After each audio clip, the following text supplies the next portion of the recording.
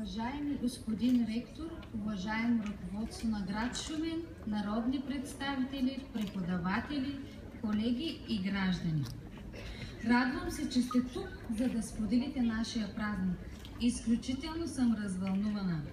Когато преди години завърших средното си образование, беше закрит колежа и нямах възможността да уча в друг град. А това беше моя мечта – да помагам на хората. Ето, че след 11 години сбъднах мечтата си.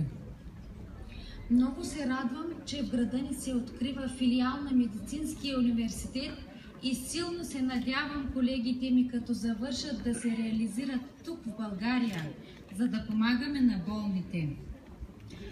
Чувствам се щастлива и горда от факта, че съм част от академичната общност на Варненския медицински университет и ще усвоя познания и умения в благородна и хуманна професия. Още веднъж благодаря за усилията, които вложи ръководството на град Шумен и за волята на ректорското ръководство, обучението на медицински сестри и акушерки да се върне в града ни.